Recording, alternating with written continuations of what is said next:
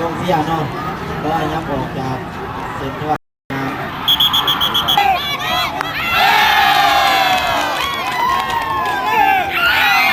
แล้วก็บ้างก็เลยแต่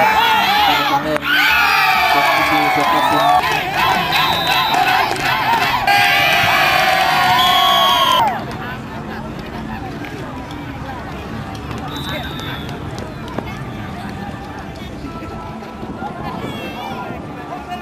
แหวนลงบ้างไปสิมาเนี่ย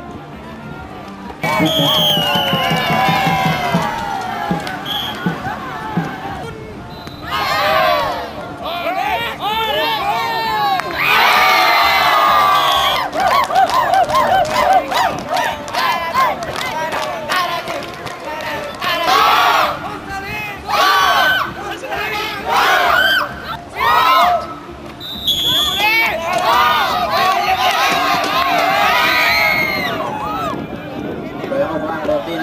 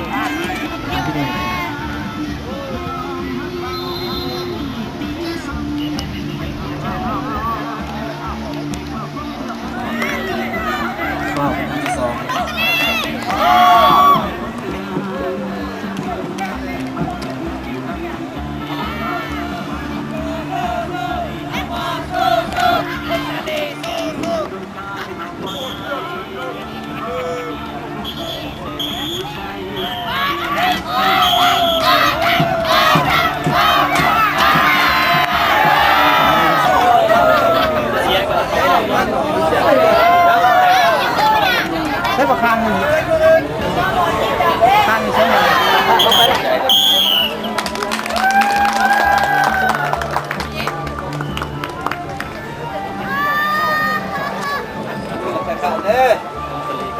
สำหรับผู้แข่งขันที่กำลังลงสนามในขณะนี้เป็นการพบกันระหว่างแขวงผงสาลีและแขวงเสียงพวง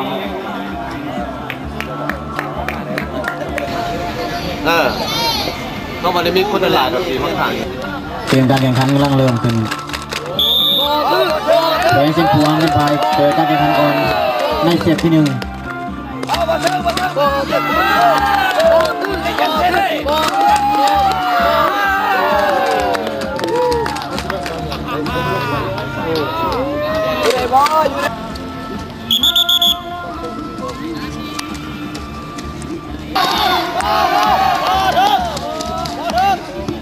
แมงเสียงพวงที่นายา5 เมตรครั้งที่2คะแนน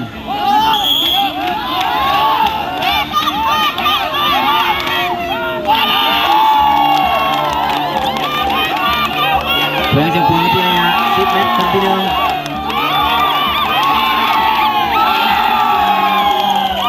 แหวงเสียงพวงได้0 คะแนน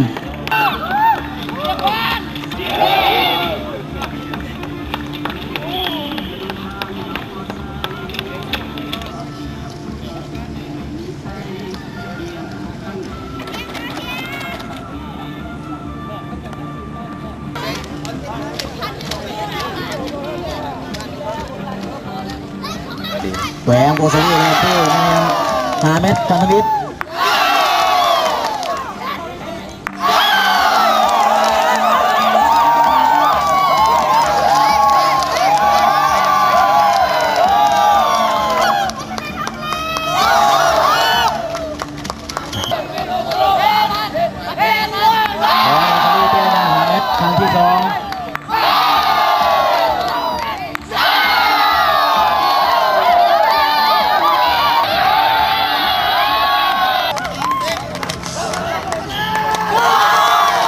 แหวงพงศลีได้15 คะแนน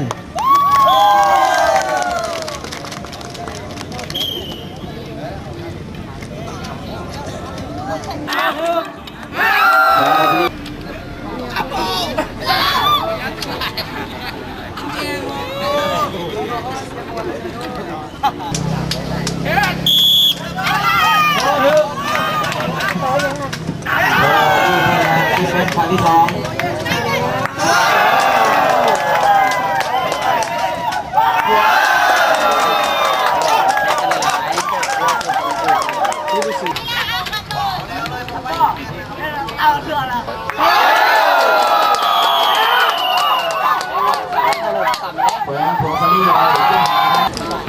ที่มันพัดชี้นะอ๋อลุงเต็งก็ลุงเต็งแหวนเสียงพวงที่ระยะ5 เมตรครั้งที่2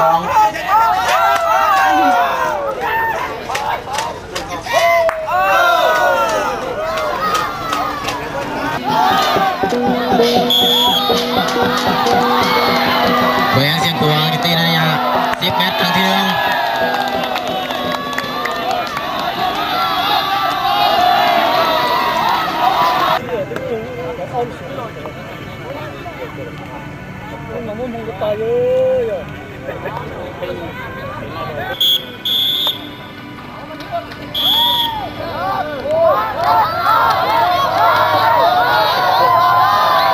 แหวงเสียงพวงตีใน15 เมตร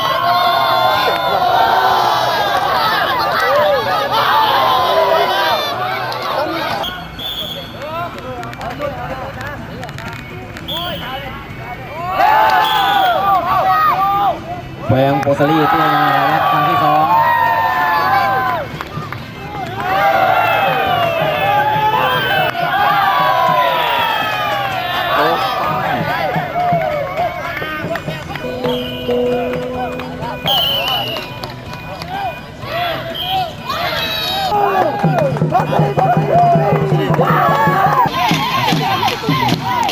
แหวงโปรซาลีจะตีใน5 เมตร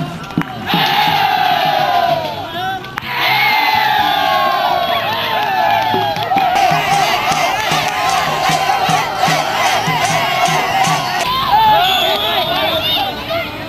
วงผงสลีที่ยา10 เมตรครั้งที่ 2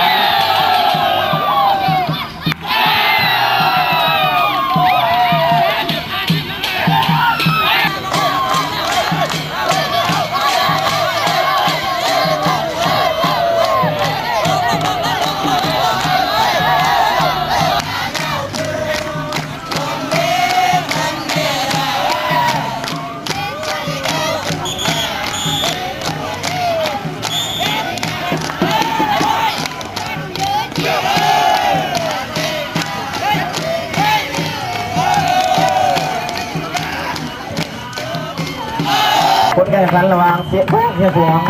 รับแขวงผงสลีแขวงผงสลีชนะโดยคะแนน85 ต่อ 50 คะแนนทะลุต่อ1 เซต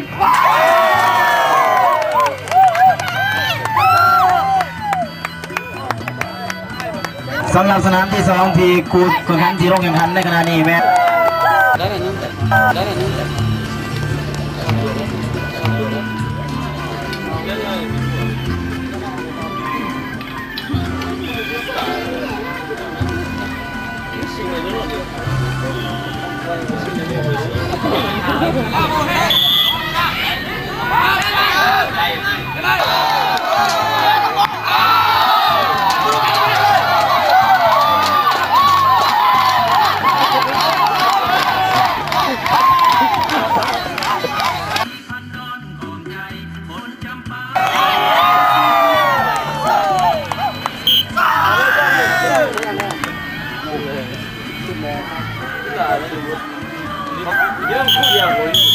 ทำเร็วเลยน้อยครับ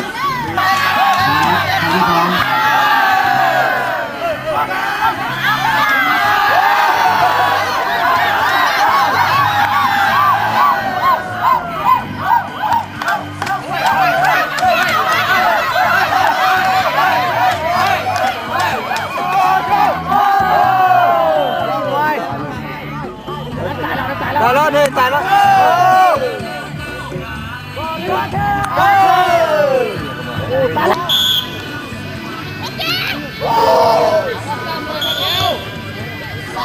แขวงผงสลีที่ระยะ5 เมตรครั้งที่ 3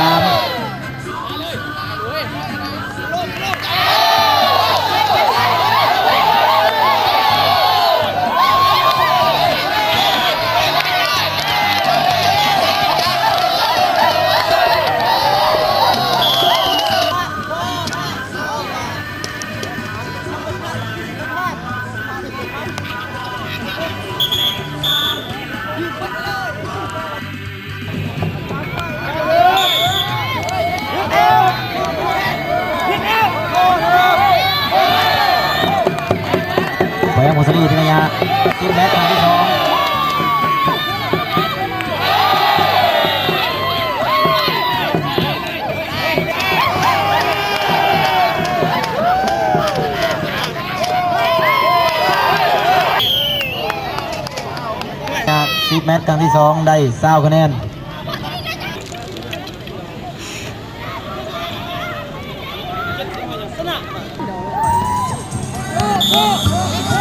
แขวงผงสลีที่ระยะ15 เมตร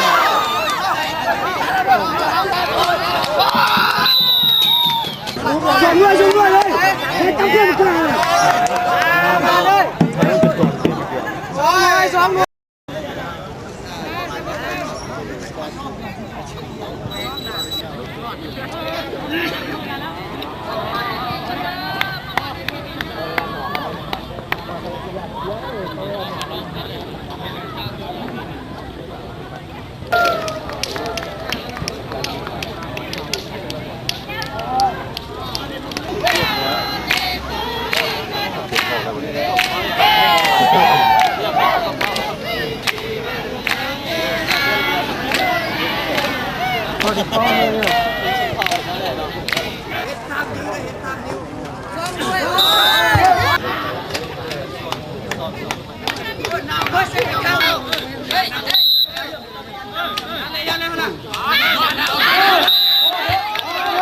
งของสลีที่ยา5 เมตรครั้งที่ 2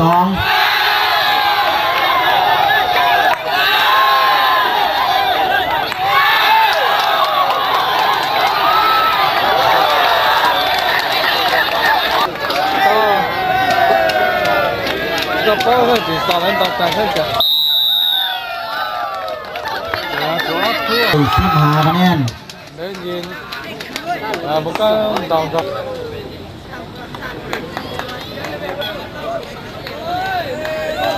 แหวงผงสลีจะเริ่มตีในระยะ5 เมตรครั้งที่ 3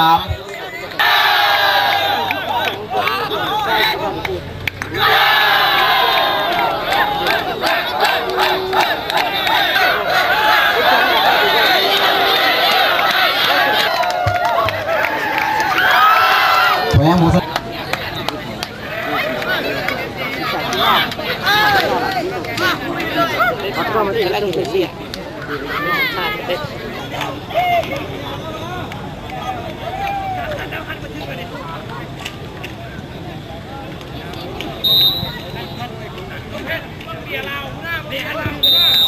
แหวงผงสลีจะตีในระยะ10 เมตรครั้งที่ 25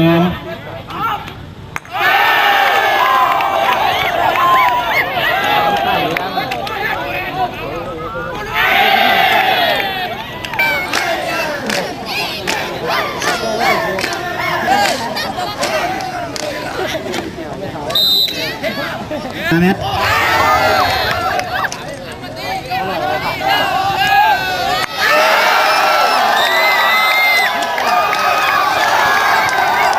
แหวงผงสลีที่ระยะ15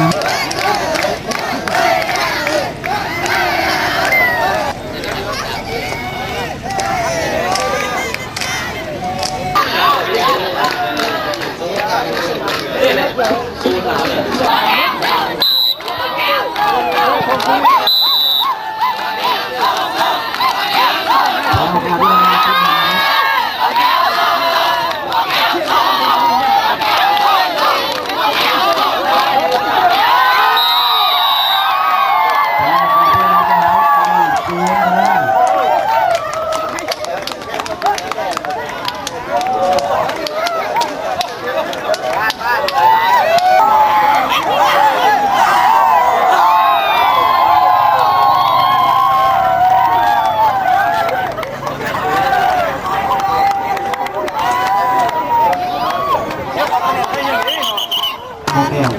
และแผงบริการไตแผงบริการ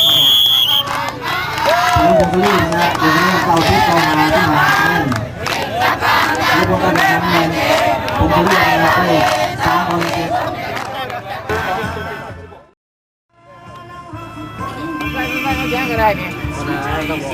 เสื้อบรรดาทานครับส้มการแข่งขันกีฬาหมากคางซิงเลียนค่ำในประเภทดีทีมซึ่งเป็นการบุกกันระหว่างกระทรวงศึกษาธิการบวกกับแขวงผงสาลี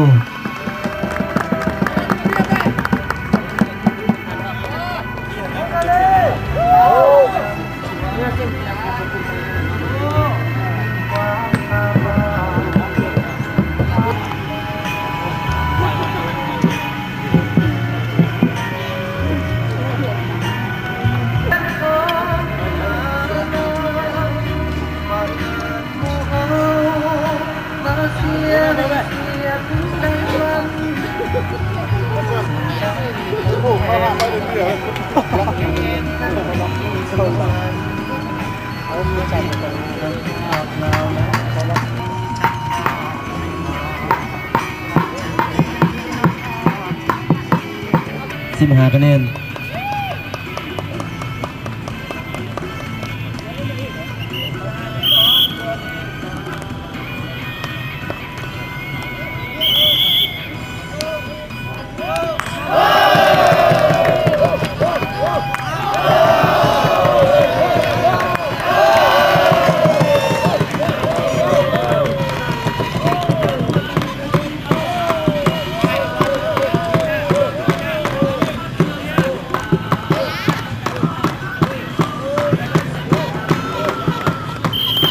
ได้2เนาะ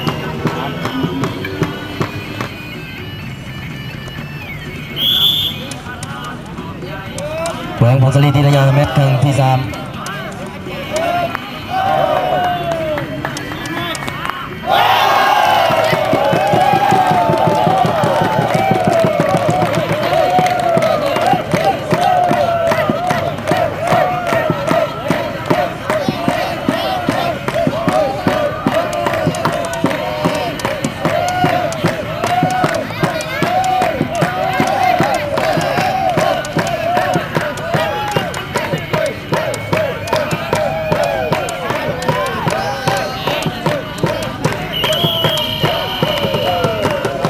แหวงผงสลีทีละยาง5 เม็ดครั้งที่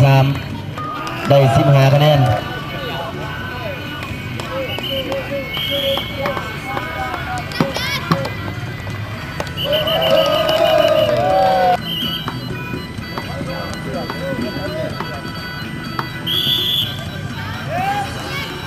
แหวงผงสลีทีละยาง10 เม็ดครั้งที่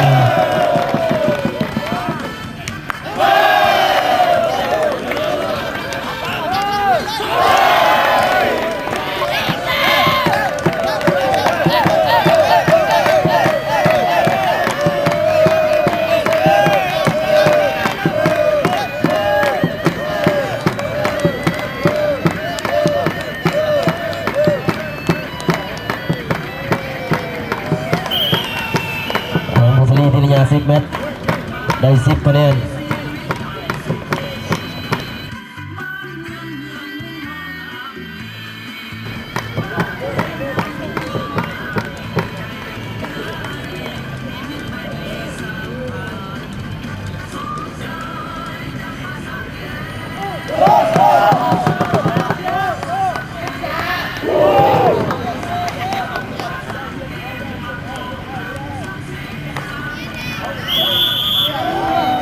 แหวงผงสลีทีละยา10 เม็ดครั้งที่2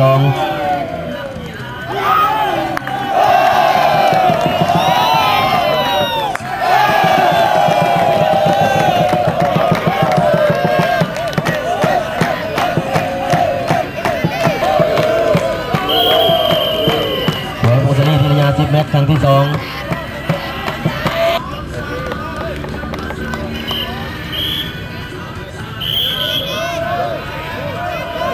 แหวงผงสลีทีละยา15 เม็ด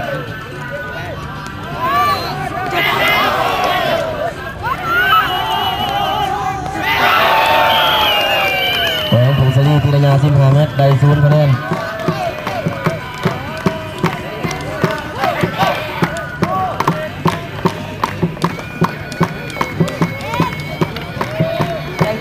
ใจทุนรอเว้ย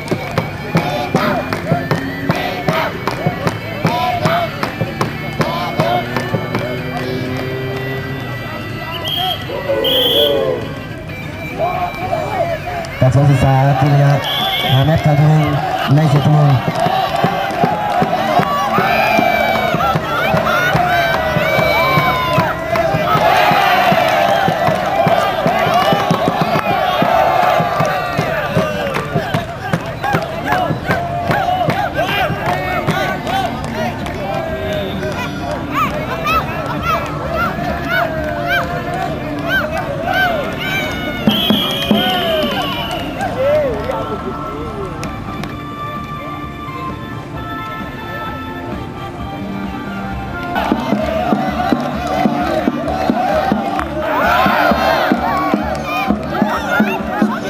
กับสองศึกษาทีละยาเม็ดครั้งที่2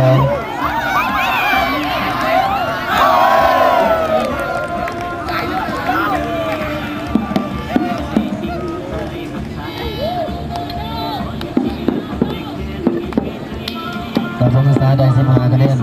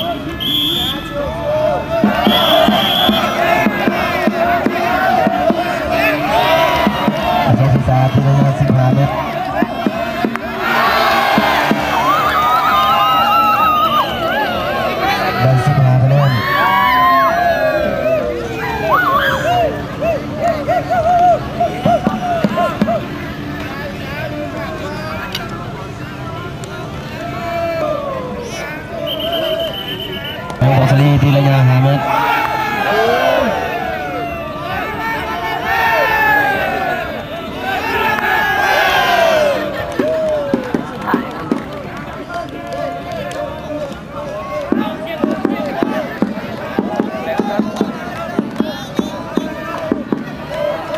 ăn chặn lên rồi vào đúng không?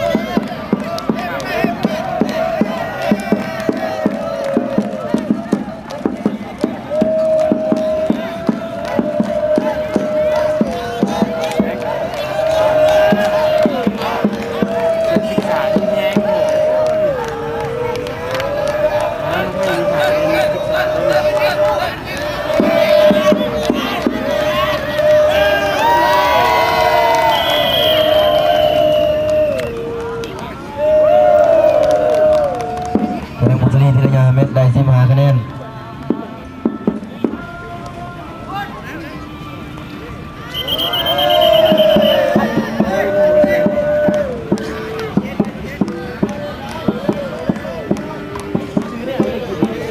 แล้วก็กินเสียบขาด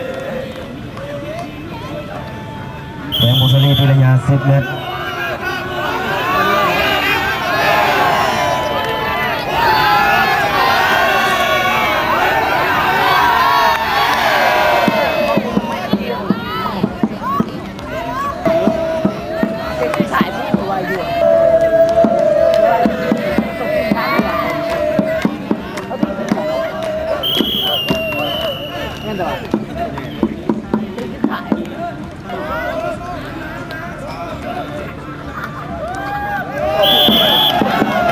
อาสมศึกษาทีละยา5 เมตร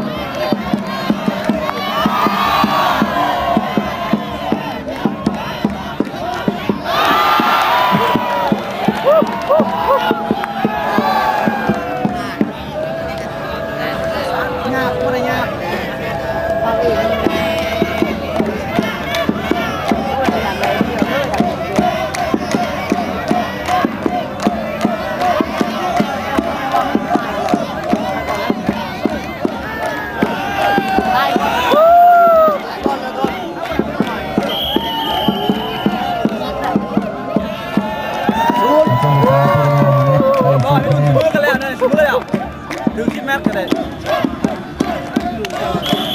อาสมศึกษาทีละยา10 เมตร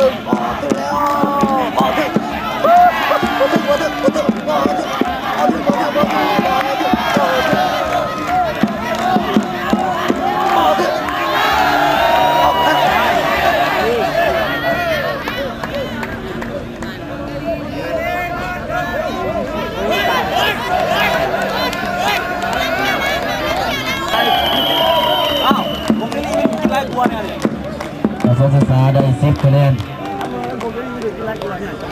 15 เมตรเสียงเลย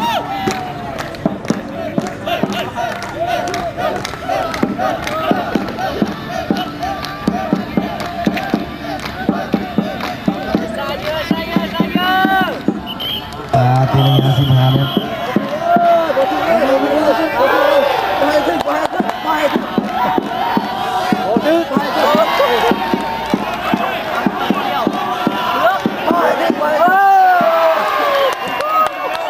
อาสมศึกษาทีละยา15 เมตรได้0 คะแนน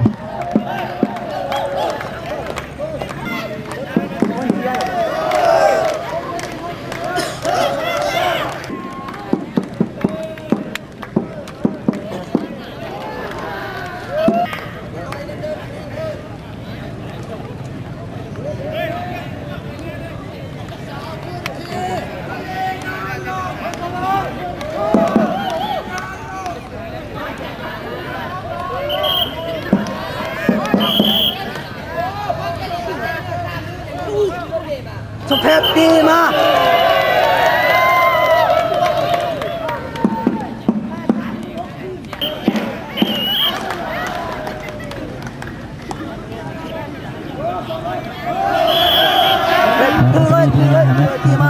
สู้มา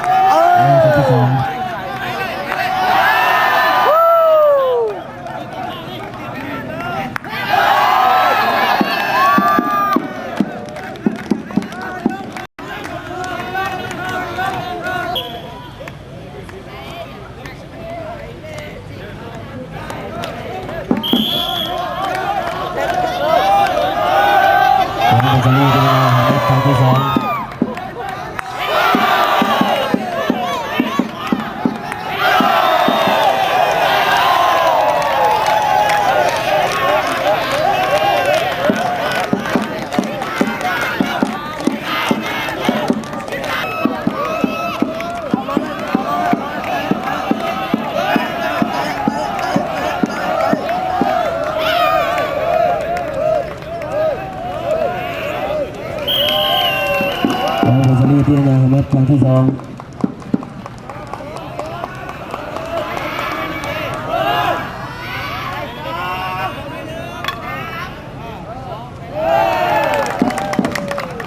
ได้10 คะแนน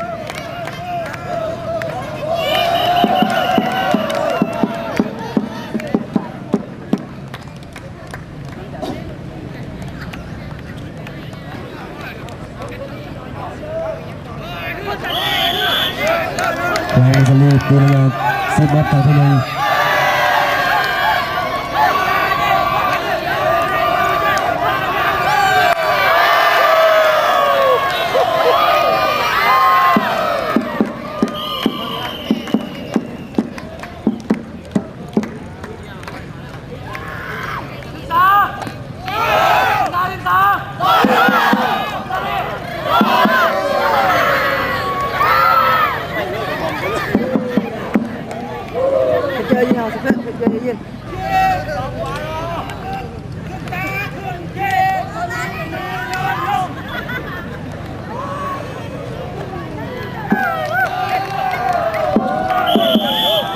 เราจะเลือกตัวละ10 นัดครั้งที่2ค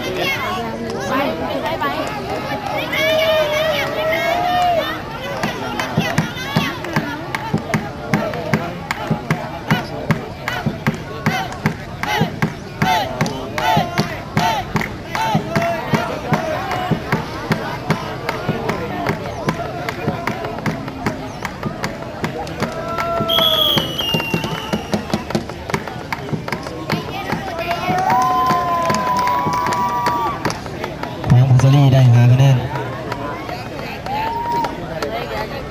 แล้วอัตลีเป็นยาเม็ดที่3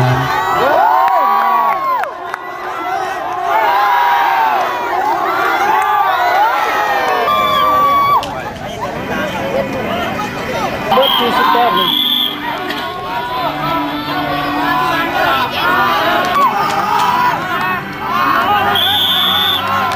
ตัวเบื้องถึงนี่กันตัวน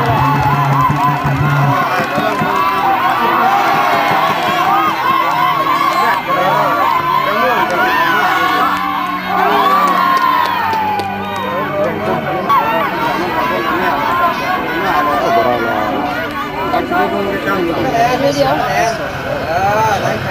โอ้ได้สองโอ้โบได้ครับโอ้เลยเดียว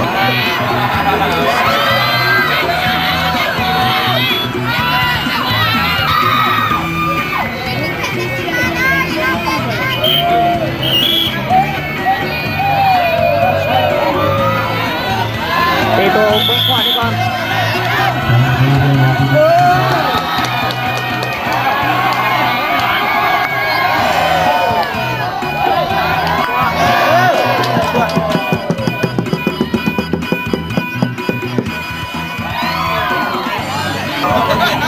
ได้เกี่ยวแล้วไ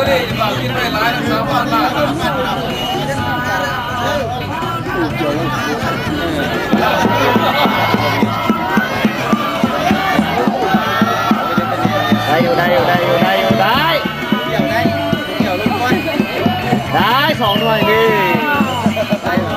เกือบตาเนาะ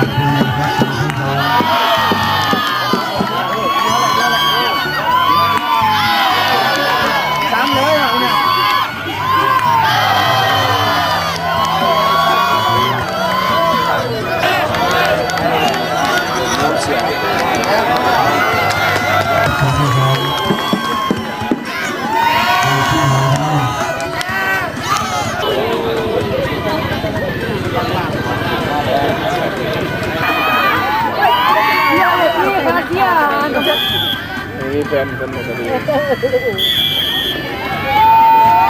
อาจารย์ตาเป็นงานที่มาครับ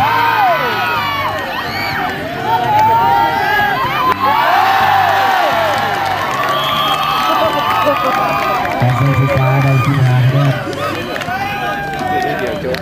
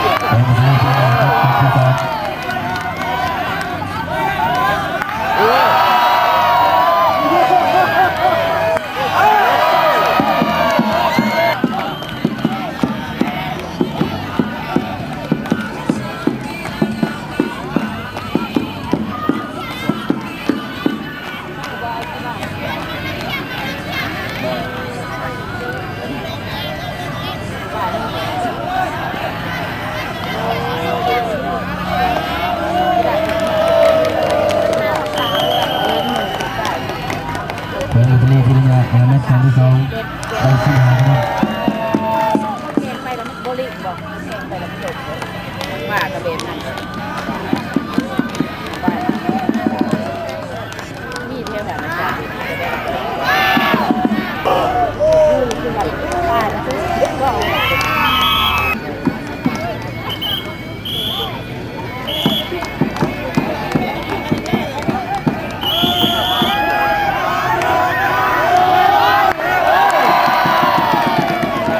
ทะเลพยายามซีแบทครั้งที่หนึ่ง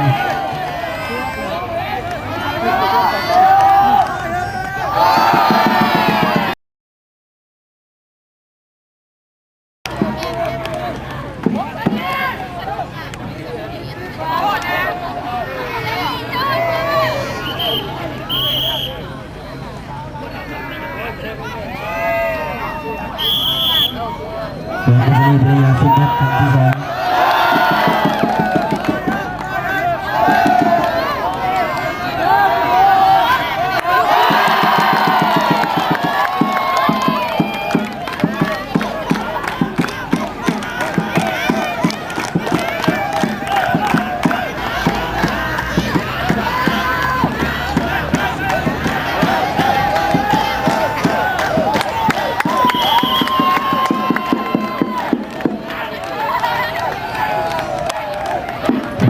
ได้ Good super. Oh, siap. Siap kapal. ทะเลพยายามซีแบท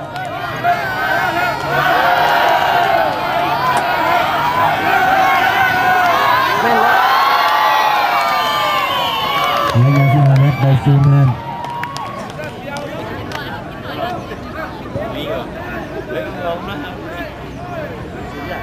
Có thể sẽ sạch. Tôi được chứ. Chứ nào. Chứ nào, nó sẽ đá con một chiếc qua. Ngon. Nhưng mà แต่ช่วงสายตัวเห็นว่าคนนึงได้จะพิสูจน์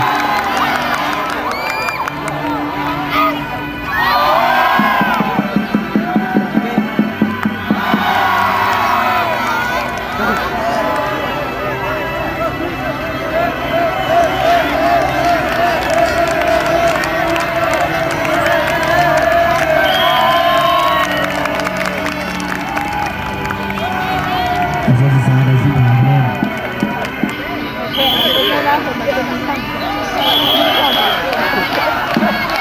แต่ก็มีทะเลพยายามซีแบทครั้งที่สอง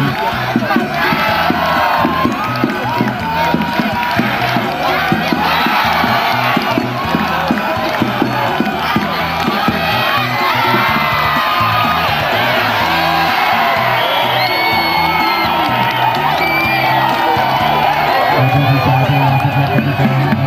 สองได้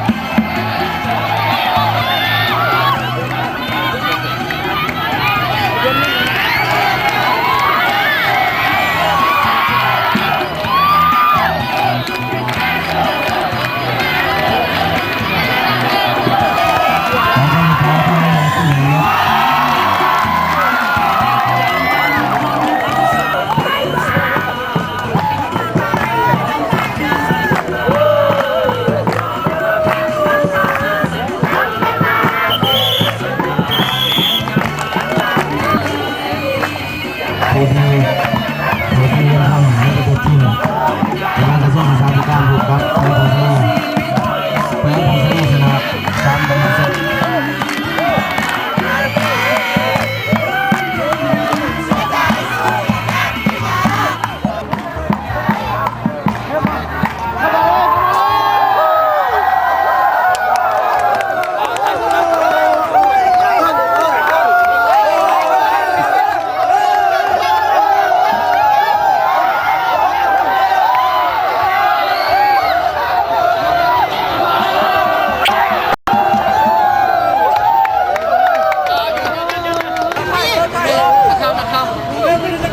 ฤดูเรียนค่ำในแกงแคว้นผงสลี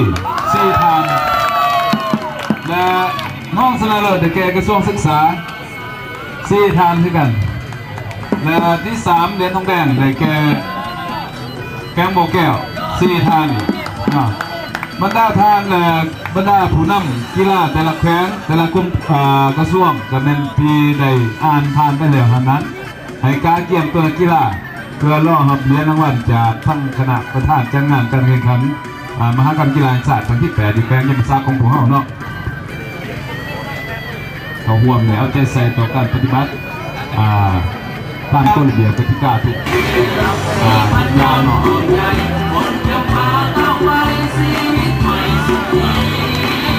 การแต่งตั้งคณะกรรมการจัดการแข่งขันประเภทต่าง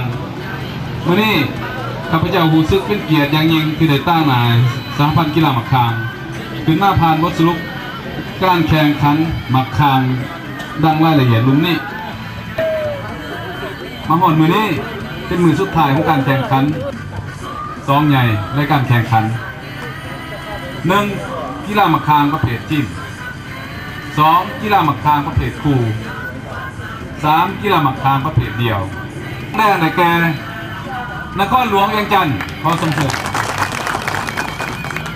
ขอประเภทคู่เลี้ยนค่ำในแกแขวงผงสลีขอส่งเสริมเนาะเลี้ยนเงินในแกนครหลวงเนาะขอส่งเสริมขอส่งเสริมก็ประเภททีมแขวงผงสลีเนาะเรียนเงินในการกระทรวงศึกษาธิการขอส่งเสริมเรียนทองแดงในแก่แขวงบ่อแก้วขอส่งเสริม 2. สรุปเหรียญ 1. เหรียญคำ8 เหรียญเหรียญเงิน8 เหรียญและเหรียญทองแดง8 เหรียญรวมทั้งหมด24 เหรียญ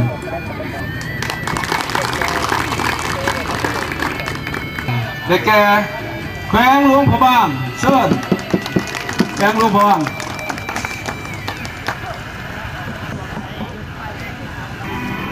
แขวงหลวงพระบาง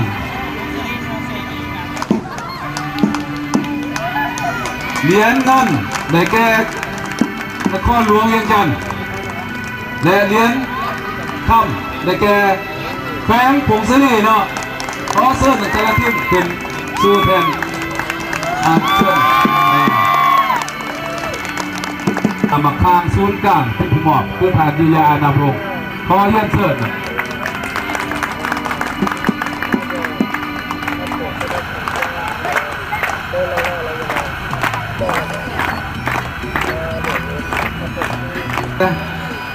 นครหลวงเวียงจันทร์เนาะเรียนเงินแต่แกนครหลวงเวียงจันทร์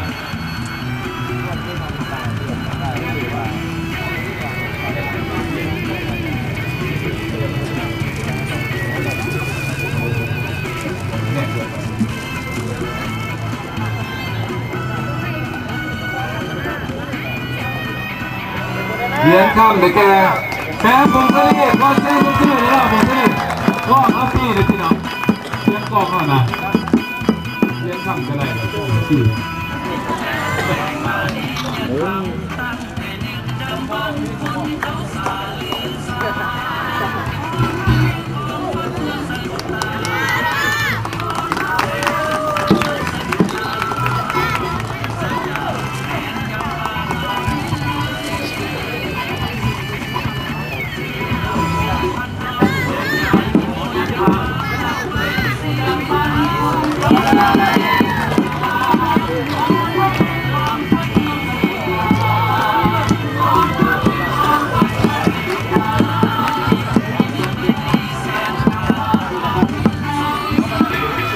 และเลี้ยงข้ามแต่แกแขวงผงสลีเนาะเขาไปตามลำดับเนาะ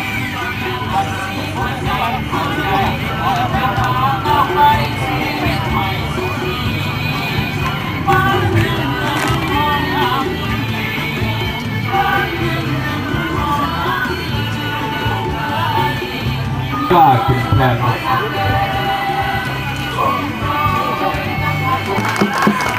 เกียรติในการมอบเรียนประเภทได้เราบุญของเป็นผู้มอบเนาะพอเยี่ยมเสิร์ฟ